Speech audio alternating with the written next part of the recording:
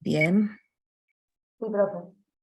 Bueno, yo les aviso que estuve muy engripada, así que tengo un poco la voz tomada, un poco de resfrío, un poco de catarro, así que bueno, haremos lo mejor posible para que se entienda la clase. Siguiendo con las primeras civilizaciones, todavía estamos en los primeros momentos, digamos, del mundo antiguo. Vamos a pasar a un sitio, a una civilización como es la cretense, que podríamos llamarlo el antecedente directo al mundo griego. Es decir, a partir de ahora, o sea, después de esta civilización, vamos a comenzar a dar los inicios ya de lo que consideramos el mundo clásico, ¿no? Pero hasta Creta inclusive, todavía estamos, en principio, como la mayoría de los del desarrollo de la era antigua, excepto por Mesopotamia, en los alrededores en el mar Mediterráneo. El caso de Creta, que es un periodo que podemos situarlo entre el 2500 y el 1100 a.C., con una convivencia muy importante con otra de las civilizaciones, otro de los pueblos que se van a ubicar ya en el territorio donde luego vamos a poder localizar el mundo griego, el inicio de la civilización griega. Y Creta tiene una condición muy especial, que es una isla. Las condiciones de producción, la economía y la cultura de esta primera civilización europea, que es la cretense o la minoica, si ustedes ven este mapita, esto es lo que es Grecia, ¿no? El continente europeo, la península del Peloponeso, y esto es Creta, aquí, en el mar Mediterráneo. A finales el cuarto milenio antes de Cristo, comenzaron a producirse una serie de cambios en el ámbito del mar Egeo, que es el mar Egeo, que está aquí, entre lo que consideramos hoy el territorio griego y la Anatolia, que es hoy pertenece a Turquía, y va a ser una situación, la de el ámbito del mar Egeo, muy importante porque va a constituir la ruta de la edad del bronce, es decir, los componentes minerales para poder lograr el bronce, que es una aleación.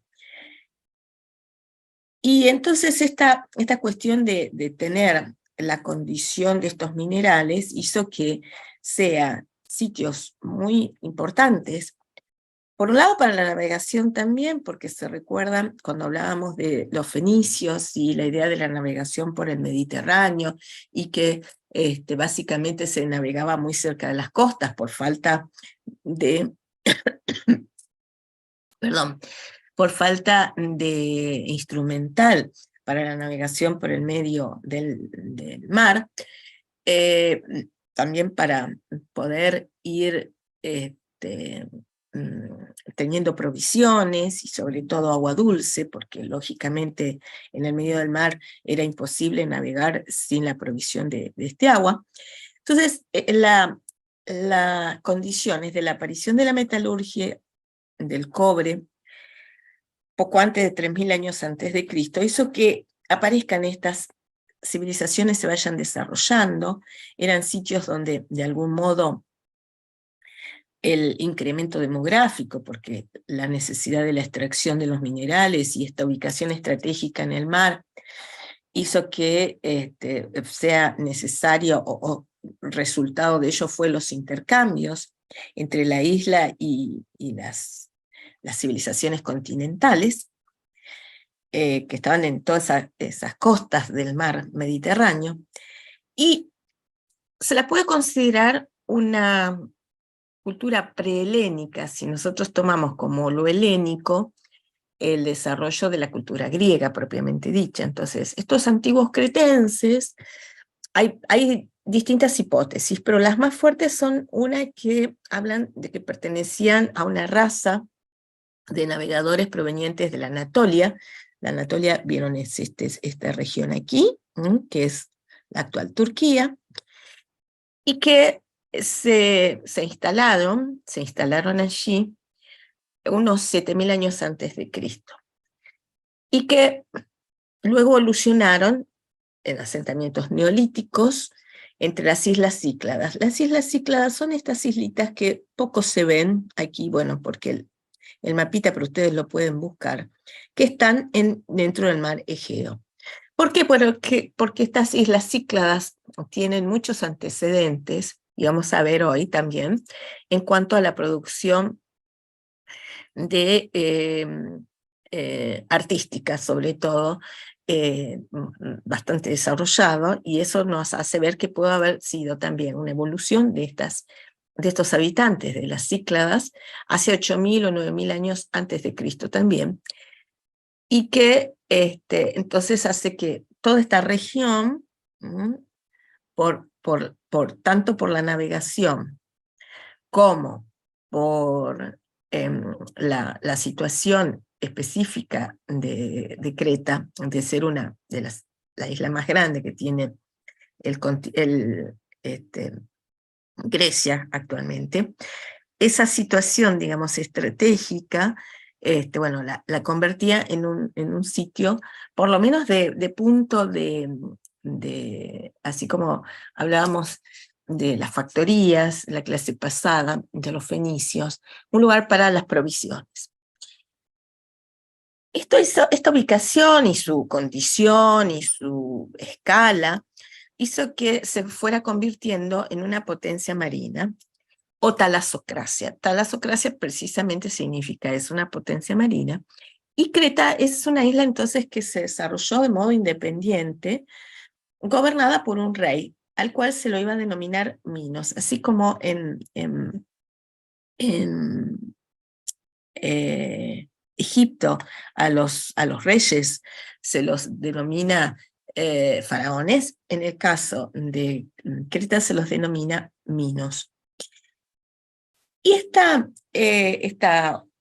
isla va a tener una estricta organización social, va a ser una civilización bastante ordenada. Nosotros vimos recién con Danilo que tenía un tipo de escritura pictográfica, o sea que eso marca que es una civilización bastante desarrollada, y que tenía una forma de vida con una organización social, decíamos, estratificada. Eso significa un orden donde, por supuesto, en la escala de mayor jerarquía estaba el rey Minos, y que había una forma de vida de tipo señorial. ¿Por qué decimos esto? Bueno, porque justamente había una corte bien instituida, una aristocracia, que tenía una vida bastante fastuosa. ¿Cómo lo sabemos? A partir de los vestigios de su propia arquitectura. La arquitectura tiene así como la escritura también, ¿no? La posibilidad de trascender el momento histórico en el cual se construyó. Habíamos hablado de las pirámides en Egipto, hablamos de los zigurats en, en, en Mesopotamia, esta cuestión incluso de ser construcciones hechas en piedra, o en el caso de los zigurats de barro cocido, que incluso pervivieron por fuera de lo que eran las viviendas, que eran construidas de materiales mucho más efímeros, de que podían desaparecer o podían tener una poca trascendencia. Sin embargo, en el caso también de lo que eran los palacios, que se consideraban, eran como si fuesen pequeñas ciudades, esos palacios, por su complejidad, por el desarrollo de actividades que tenían en su interior. y que además estaban distribuidas el territorio en grandes latifundios con numerosa población rural, pero esclava, ¿sí? Que algunos de ellos provenían de distintas regiones. Se recuerdan incluso el tema de la esclavitud, decíamos que existía ya en Mesopotamia. De hecho, cuando recién hablaba Danilo de los símbolos y hablaba de ese símbolo de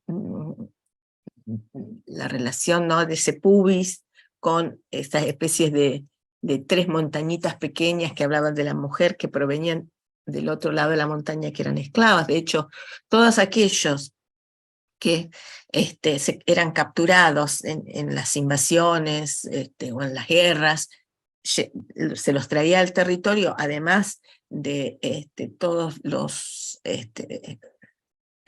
todo lo que se podía capturar de alimentos, de metales, de animales, que se traían como tributo, así también las personas, ¿no? Y esas personas pasaban a ser esclavos. Todos los propios eran parte de la sociedad y todos los que provenían como especie de botín de guerra se convertían en esclavos, independientemente de su condición en su territorio de origen.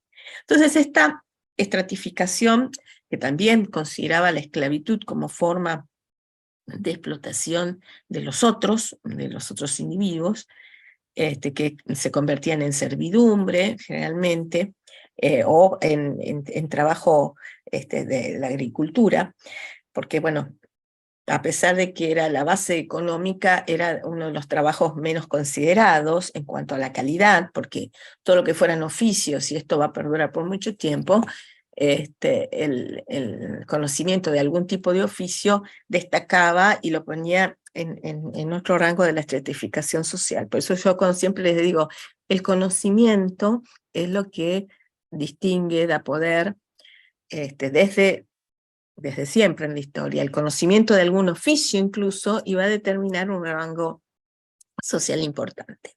Entonces, como les decía, la base económica era la agricultura, que era bastante diversificada gracias al cultivo del almendro, el olivo, de los cuales no solamente se comía su fruto, o sea, la aceituna, sino sobre todo por el aceite. De hecho, toda la región el sur del continente europeo, que está en estrecha vinculación con la región mediterránea, bueno, justamente sabemos que es muy buena con el aceite de olivo, la producción del olivo. Me refiero a la península ibérica, a la península itálica, a la península griega. De hecho, entonces, esta región era muy buena para, o sea, con una región cuyo clima y cuya tierra era muy buena para la producción de olivo y de la vid. ¿Por qué? Porque, bueno, era una tierra bastante árida, ¿no? Entonces eran las condiciones.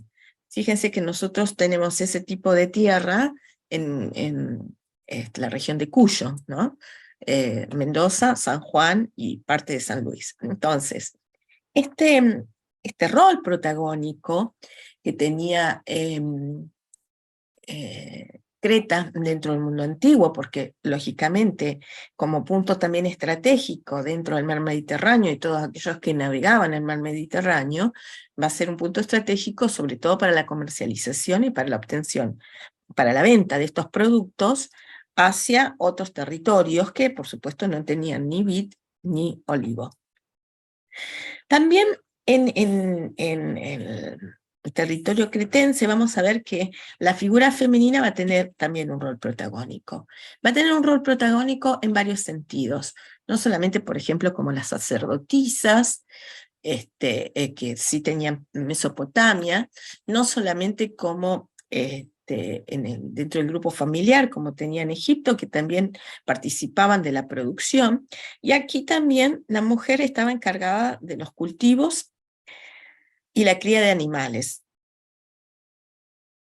Entonces, también la mujer también tiene un rol desde el punto de vista simbólico, incluso como consorte del rey, por ejemplo, o como actividades deportivas.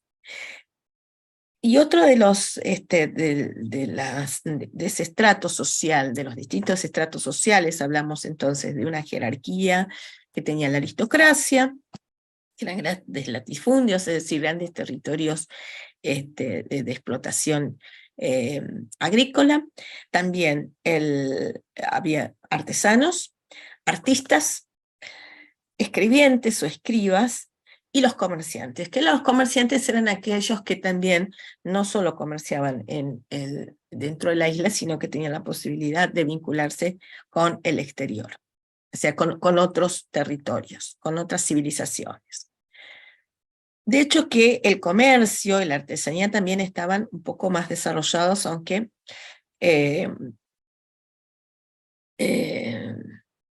desarrollaban algunos tipos de producción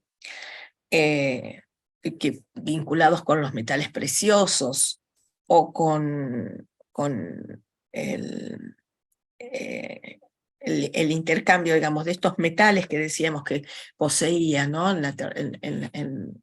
En la ruta del bronce, o la producción agrícola se iba a intercambiar por todos aquellos objetos de valor suntuoso, pero que no obtenía, porque lógicamente al ser una isla tenía muy restringido el tipo, por ejemplo, de fauna, de flora, cosa que también esa fauna y esa flora, por ser condición de ser un territorio exento, digamos, del continente, también va a ser muy especial, porque va a ser justamente fauna y flora que estaba vinculada con el mar. Los periodos en que se pueden establecer en Creta son los prepalaciales. Se recuerdan que cuando, bueno, en mi introducción hablábamos de periodo preclásico, clásico y posclásico.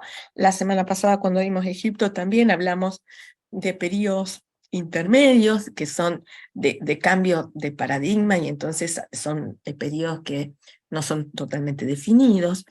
Los previos al periodo clásico, digamos que, o de auge de Creta, que va a ser el periodo de los palacios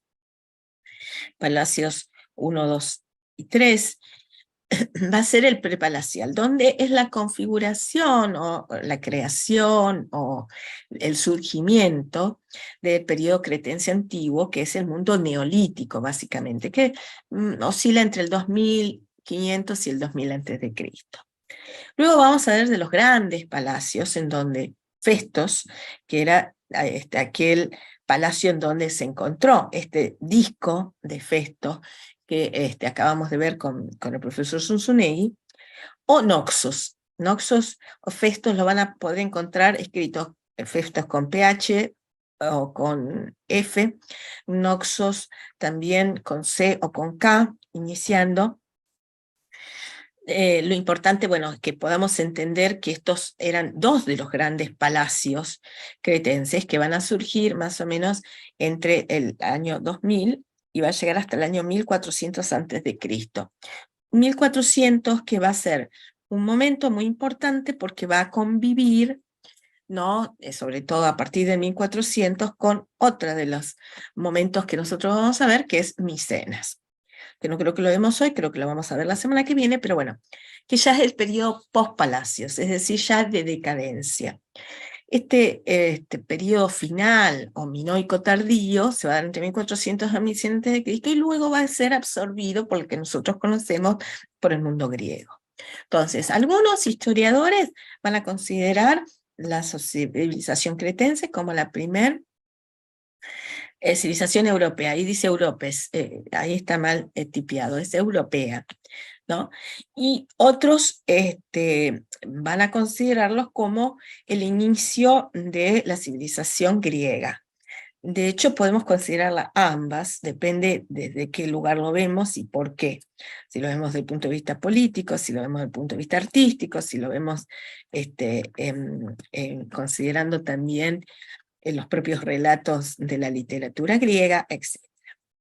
Y el periodo de plenitud, digamos, entre 1700 y el 1400 a.C., adquirió una forma monárquica, ¿no? Esta que decimos del rey, el rey que se llamaba Minos, y que es básicamente una especie de señoríos feudales, concepto que nosotros vamos a manejar ya en la Edad Media, ¿no? Y donde Noxos, digamos, era el palacio de mayor jerarquía, el que se la puede considerar como la capital de Creta. Y en 1450, al ser invadida por los aqueos, no por los saqueos, sino por los aqueos, que es un pueblo que vivía en la región griega, estos aqueos solo son los que van a llevar a Grecia, perdón, a la propia Creta, la lengua griega y la cultura griega. Entonces, son los que van a incorporar o a subsumir a Creta, van a convertir en un territorio que luego va a ser parte de Grecia. Por eso es que está esta disyuntiva, si considerarlos un periodo previo a la civilización griega, un antecedente, o ser parte ya del mundo griego.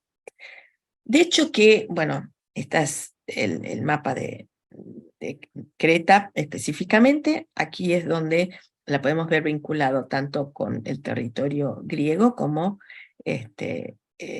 lo que hoy es Turquía, que es la Anatolia.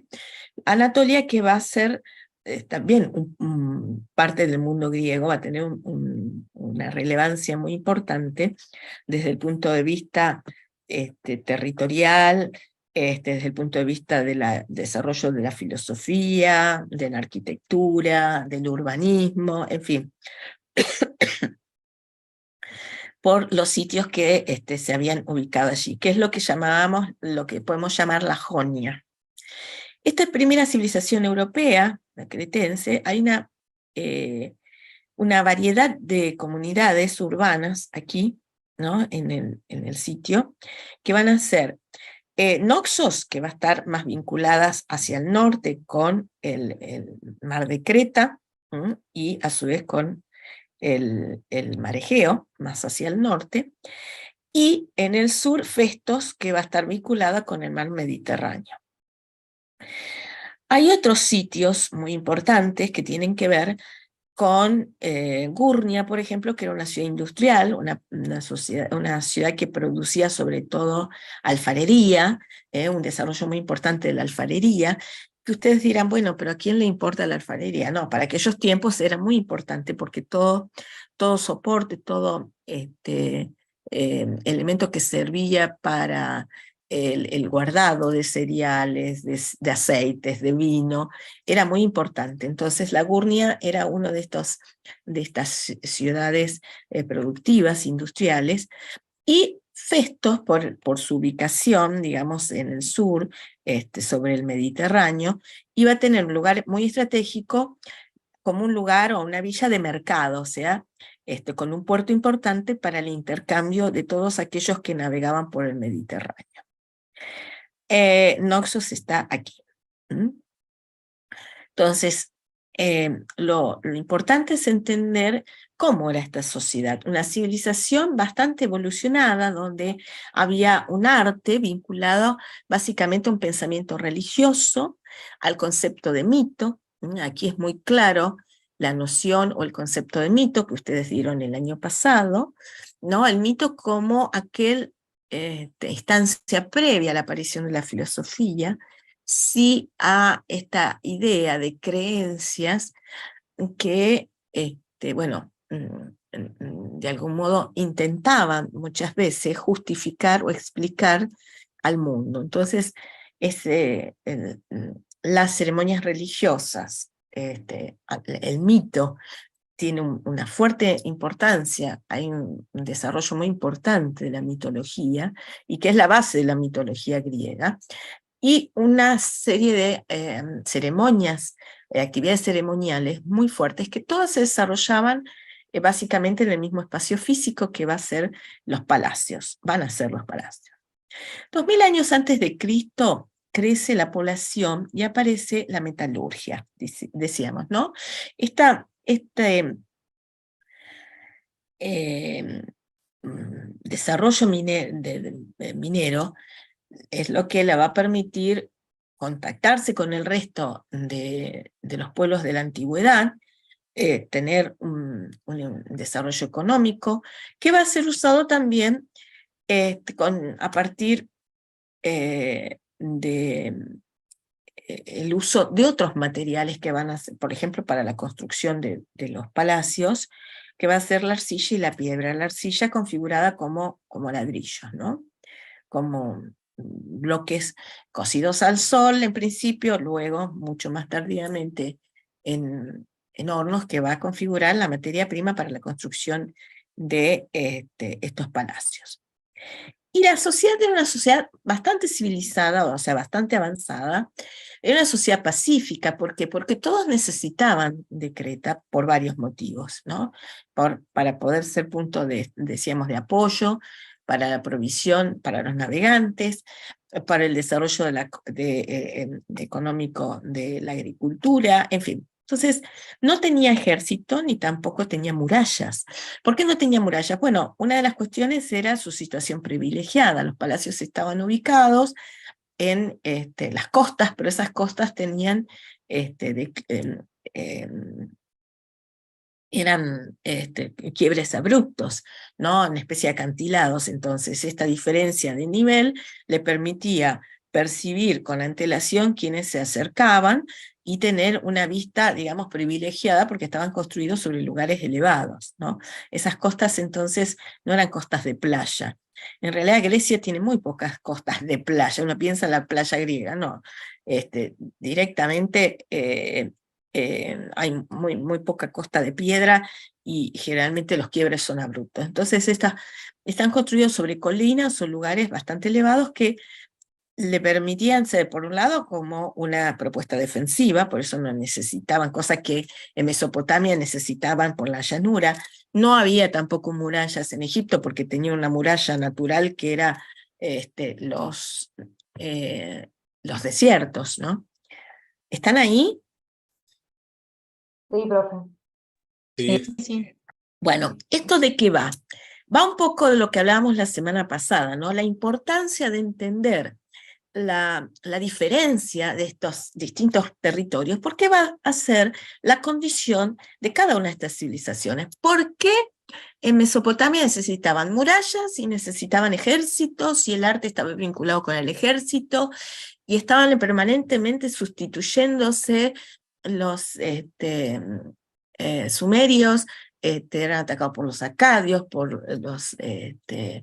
y así sucesivamente íbamos viendo de los babilonios, los hititas, los asirios, los caldeos, en fin. Es una sustitución permanente. ¿Por qué? Porque estamos hablando de territorios absolutamente llanos, bueno, además de valores, de ser territorios muy poco favorecidos, y que lógicamente esa media luna, esa región tan fértil era muy importante.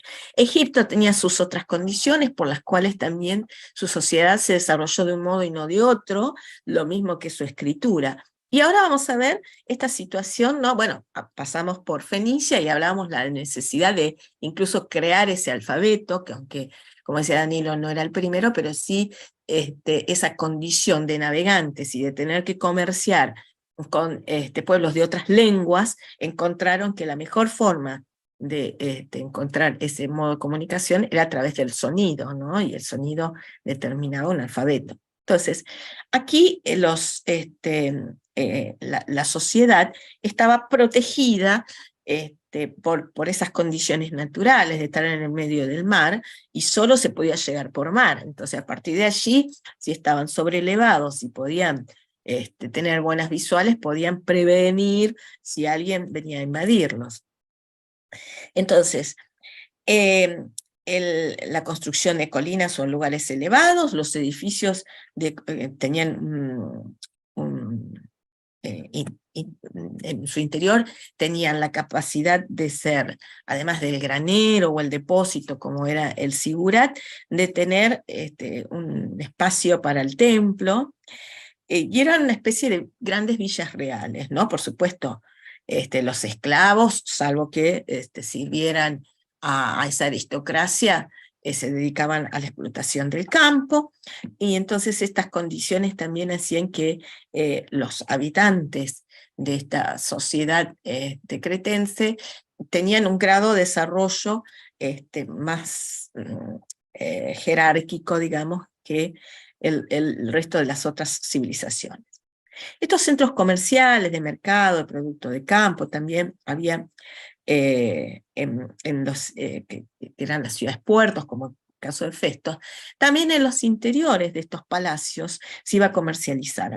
Había como una especie de mercado que funcionaba, y allí también se almacenaba todo lo que luego se iba a exportar, a comercializar dentro y fuera de la región. Esta es una reconstrucción de lo que, sobre los vestigios que aún hoy existen del Palacio de Naxos, palacios que tuvieron momentos de que se incendiaron, o sea, esto de Palacios 1, 2 y 3 tiene que ver con la necesidad de reconstruirlos. ¿Por qué? Porque se producían incendios que tenían que ver también con el tema del almacenaje de aceites y demás, y la iluminación a través de antorchas, que por allí caían unas, y bueno, era muy fácil que se produjeran incendios. Entonces, estas construcciones bastante complejas, fíjense que tenían varios pisos, que tenían un espacio interior cuya escala era importante, en, en lo que es el Palacio de Naxos. No estaban provistas de defensas. Aquí podemos ver que realmente el grado de desarrollo de los alrededores del palacio tenían que ver más bien con una cuestión estética más que con una cuestión de protección militar. También eran centros de producciones artesanales, ¿no? Y lógicamente, como toda civilización, faltan 15 minutos, toda civilización pacífica tenía tiempo para qué cosas. Bueno, tenía tiempo para la producción de elementos suntuosos, como joyas, perfumes, bueno, la alfarería, que era de utilidad, era toda la producción de utilidad. También tenían fábricas de armas e de indumentaria. Su gran patio central, que vemos aquí representado, es donde se desarrollaba toda la actividad pública, que ese concepto de actividad pública en ese patio central va a ser muy importante y se va a mantener por muchos siglos. Su arquitectura en realidad era muy importante porque se va a aplicar aquel famoso sistema trilítico, ¿no? De las dos columnas o elementos de piedra verticales y un horizontal, que es ese famoso sistema trilítico que tiene el arquitrabe o viga superior, muros que podían ser de mampostería o de piedra. Cuando hablamos de mampostería hablamos de ladrillos, cuando hablamos de piedra hablamos de piedra propiamente dicha, que lógicamente era parte de la topografía del lugar. Y los elementos estructurales que usaban, también esas piedras ya no eran un solo macizo, sino que eran ya con un grado de desarrollo estilístico que nos recuerdan a una columna, ¿no? Tiene que ver con las características de una columna. Esa columna podía ser en principio de madera, o podría ser de mampostería, o podía ser también de piedra, de piezas de piedra, con una característica que era un tronco cónico, o sea, el pie de la columna era cónico invertido, o sea, la parte inferior tenía una sección, un diámetro menor que la parte superior. Y el capitel, es decir, el adorno que rodeaba la parte superior, donde se apoyaba ese arquitrabe o viga horizontal, tenía una característica desde el punto de vista formal que se asemejaba a lo que luego se va a llamar el dórico, ¿no? Bien, porque dórico porque viene de los dorios, que era uno de los pueblos que se desarrolló en la Grecia antigua. Esta es también una reconstrucción, ¿no?, de el parte de los palacios, donde se ve ese patio central, que es una especie de espacio público, donde se desarrollaban distintos tipos de actividades. Las columnas trococónicas invertidas, que tenía una policromía, porque se usaban para las columnas el rojo, el negro y el blanco, eran los tres colores con que ellos representaban la mayoría de los elementos constructivos. Y esas construcciones de varios pisos hablaba también de un desarrollo tecnológico muy importante, aun cuando la base era el sistema trilítico, pero había un conocimiento, ¿no?, bastante importante de constructivos para poder desarrollarlo. En cuanto a la escultura, está muy vinculada, absolutamente vinculada con el pensamiento filosófico, con el pensamiento filosófico, perdón, no existe, con el pensamiento mitológico y con el pensamiento religioso. Aparecen figuras femeninas que, bueno, con un grado de síntesis muy importantes en el periodo neolítico, cuando hablamos de las islas Cícladas, en el mar Egeo, donde, bueno, podemos reconocer sobre todo una figura hierática, donde los rasgos faciales tienen un destaque de, por ejemplo, de la nariz, ¿no?, y con rasgos de formas, sea triangulares o ovales para los rostros. La combinación en algunos casos de la figura masculina y femenina en la misma figura, en este caso símbolo fálico, perdón, y el pubis femenino, o sea que casi que asocian con la fertilidad ambas representaciones. El culto a la diosa madre, que esta es la imagen neolítica, y que va a ir evolucionando ese culto a la diosa madre, ¿no?, con rasgos mucho más marcados durante el periodo de los palacios, ¿no? Y el tema de la serpiente, como representaba en el caso ya de esta figura femenina que vestía algún elemento eh, sobre la cabeza, que aquí parece una especie de corona y luego se va a convertir en distintas formas sobre su cabeza, con una especie de pollera larga y con exaltación de los senos, pero con, en este caso no sé si ustedes ven porque es un detalle bastante pequeño, de enroscadas, una especie de serpiente o con las serpientes en la mano, que esa serpiente será el símbolo fálico, ¿no?, lo que tiene que ver con la fertilidad. También el culto de la diosa madre, pero tenían otros símbolos como el hacha de doble filo, o labrix, o por ejemplo también el emblema del propio rey Minos, que estaba asociado con el toro, que era un animal sagrado, ¿no? De hecho, y las columnas troncocónicas invertidas, que les decía que estaban policromadas. Ese culto, no digamos el hacha de doble filo o labrix, no era nunca empuñada por una divinidad masculina, sino solo por divinidades femeninas y sacerdotisas. Por eso es que se la asemeja con símbolos femeninos. En el caso del emblema del rey Minos, que era el toro, que era un animal sagrado, de Creta deviene toda una línea, ¿no? Bueno, además de la leyenda del Minotauro, o el mito del Minotauro, que va a convertirse en una de las representaciones más conocidas y más singulares de la idealización de la realidad político y religiosa, incluso como símbolo, incluso ya en la Grecia antigua, de Zeus, ¿no?, de este toro, pero también en lo que llamó la tauromaquia. Es decir, ¿qué significa la tauromaquia?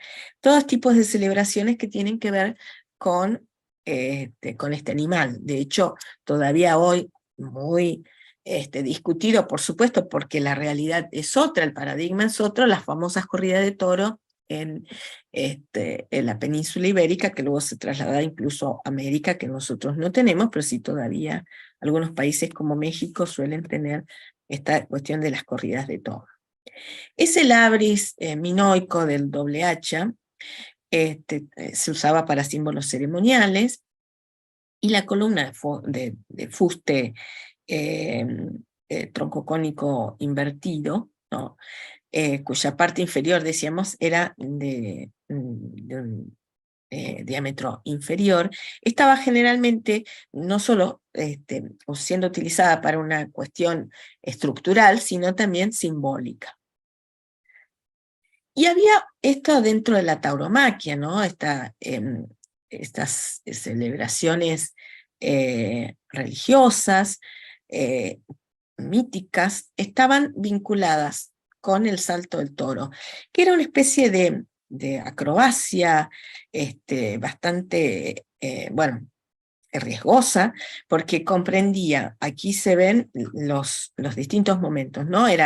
Generalmente se realizaban por mujeres que tenían una gran habilidad, bueno, hombres y mujeres, pero tenían una gran habilidad, digamos, una gran plasticidad, porque había que tomar el toro por las astas, ejecutar un salto del cual daban una especie de vuelta, un loop, una vuelta carnera en el aire, picaban o se apoyaban en la parte posterior del animal y luego saltaban hacia atrás. Es decir, realmente bastante compleja ese ritual de iniciación, tanto de hombres y mujeres, como el que decía que eran ambos sexos, y que, bueno, debían demostrar esa capacidad gimnástica que tenían unos y otros. Y esta tauromaquia que decíamos que se celebraba en Creta, el arte era de lidiar con el toro, ¿no? De las tradiciones y fiestas y festejos populares tenían que ver con el toro como protagonista, y que luego va a trascender en la memoria entonces cultural del Mediterráneo, ¿no? Que todos los pueblos que continuaron utilizando el toro como animal para las celebraciones, tiene su origen aquí. Entonces, este ejercicio gimnástico acrobático que decíamos era una especie de instancia de iniciación en la pubertad, y aquí vemos cómo se convierte en parte de un friso que se encuentran en los palacios. Es decir, todas estas celebraciones eran representadas, por eso sabemos en qué consistía, porque aparecen representadas en los frisos. ¿Cómo se trabajaban? Bueno, se trabajaban sobre una especie de estuco a la manera de fresco, es decir, el estuco pintado, cuando todavía el material está fresco, con franjas horizontales superiores e inferiores que de algún modo demarcaban, ¿no? Como una especie de línea de desarrollo, en donde bueno, eran relatos que se representaban a través de estas imágenes. Lo mismo pasa con el arte, que decíamos que apelaba a la flora y la fauna de la isla. Hablábamos también de la pintura de muros de los palacios, que estaba enlucido, o sea que es un revoque, para poder permitir la realización de la pintura en el interior, y que luego esa pintura al fresco, ¿no?, se aplicaba en el muro, y sobre todo en sitios como, por ejemplo, en el interior de Noxos. Vamos a ver, este es el espacio del Salón del Trono, donde efectivamente este es el trono, y una especie de salón donde en estos bancos incorporados al espacio, el espacio físico, y asientos fijos, es donde se reunía, digamos, la nobleza junto con el rey. Fíjense el tratamiento policromado también de los muros, donde el rojo generalmente se destinaba a espacios singulares para dar importancia. justamente el rojo y el púrpura son dos colores que históricamente simbolizaron relevancia, importancia, jerarquía. ¿Por qué? Bueno, porque generalmente tienen que ver el valor que se le atribuye a este color en función de la obtención de los pigmentos. Es decir, generalmente el rojo tenía que ver con el óxido de hierro, que se encuentra en la naturaleza, pero hay que toma tiempo poder conseguirlo, elaborarlo, lograr un color tan puro como en este caso, tan plano. Lo mismo sucede, y mucho tiene que ver precisamente Creta, con un color como el púrpura, ¿no? El color púrpura que va a ser obtenido de moluscos marinos. Entonces, para obtener esa tinta de los moluscos lleva mucho esfuerzo. Por lo tanto, ese tinte que se utilizaba para teñir en la indumentaria, por ejemplo, o otorgarle ese color también, en este caso, a muros, bueno, tenía que ver también con un grado de jerarquía, porque su obtención era muy difícil, entonces muy compleja. ¿Ustedes relacionan el color púrpura con alguna que se utilice todavía para algo que tenga que ver con relevancia o jerarquía?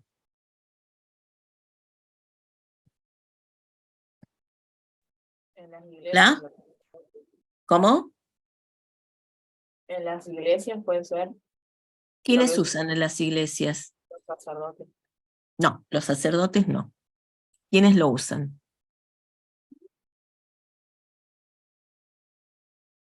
Pero eso no, ¿Cómo?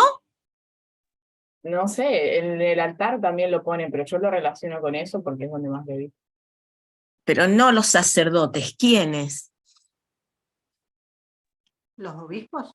Los obispos. ¿Y el rojo? ¿No tienen de varios colores?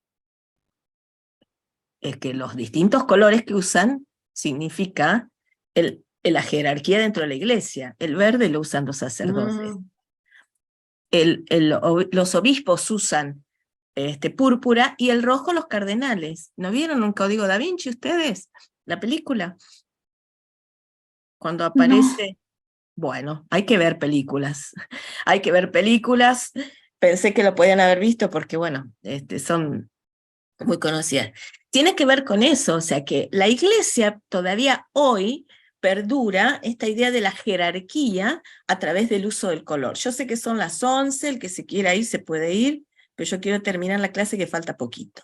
Entonces estos colores vivos, llamativos, donde aparecen, fíjense que en el caso de las figuras que también son tetramorfías, acá aparece un ave con un cuerpo de león, pero con extremidades anteriores que son de foca, o un león marino, digamos. Hay asociaciones de distintas figuras, ¿eh? ¿Por qué? Porque, bueno, tienen que ver justamente con aquellas que ellos conocían, con aquellas que estaban vinculadas. Son la fauna y la flora que ellos reconocen como tal.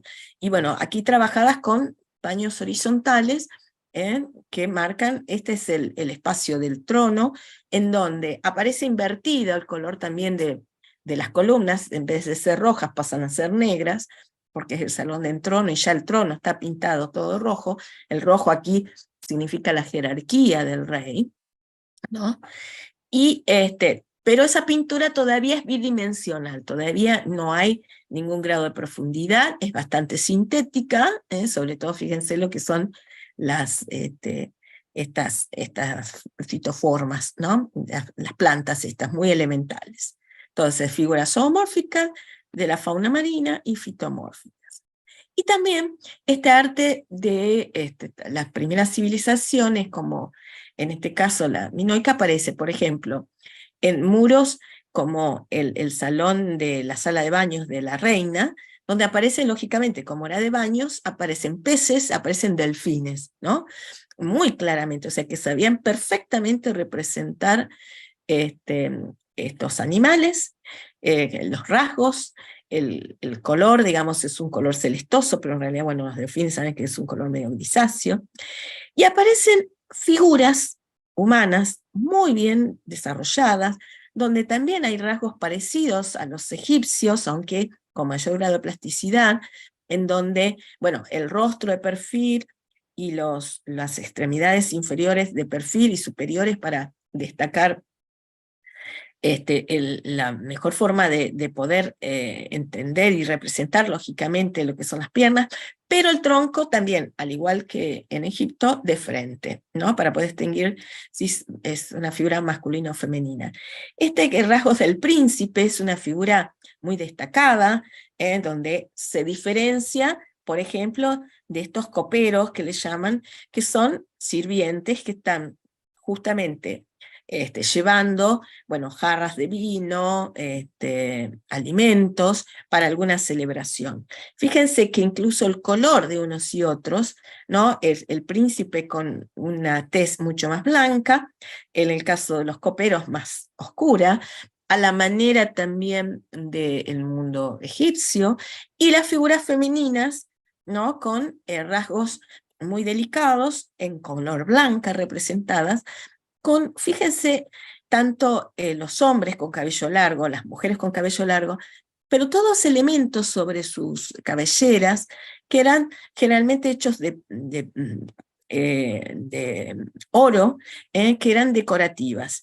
Pero tanto estos dos representaciones, las damas de azul o los coperos, fíjense que hay un grado de tipificación muy importante, que lógicamente se destaca el príncipe. ¿Por qué lo llaman el príncipe? Justamente porque es diferente, porque tiene rangos singulares que podrían haberse diferenciado del resto, ¿no? Y bueno, todo este arte, estas figuras humanas demuestran de algún modo cuerpos jóvenes, que generalmente esa juventud no tenía que ver con la edad de ustedes, no, tenía que ver con preadolescentes, eran jóvenes a la edad de 12, 13 años. Ustedes ya serían, en el mundo cretense, gente mayor, ¿no? Porque bueno, por eso eran tan ágiles, tan atléticos, todas estas rituales tenían que ver con iniciación. ¿Iniciación a qué cosa? Bueno, a la vida adulta, ¿no? A la etapa reproductiva, a la etapa de trabajo. Entonces los hombres siempre semidesnudos, vestidos con esta especie de faldelí o falda corta, tenía que ver también con las condiciones de temperatura climáticas en la región. Las mujeres siempre un traje largo hasta los pies, con faldas, con volados, por eso también la diosa madre tenía como una especie de volados, colores más claros, la piel de la mujer siempre más clara también que de los hombres, esta relación con los ciclos lunares, y los ciclos de fertilidad de la propia mujer, los fondos lisos y que sin ningún tipo de perspectiva, habíamos hablado del plano, ¿no?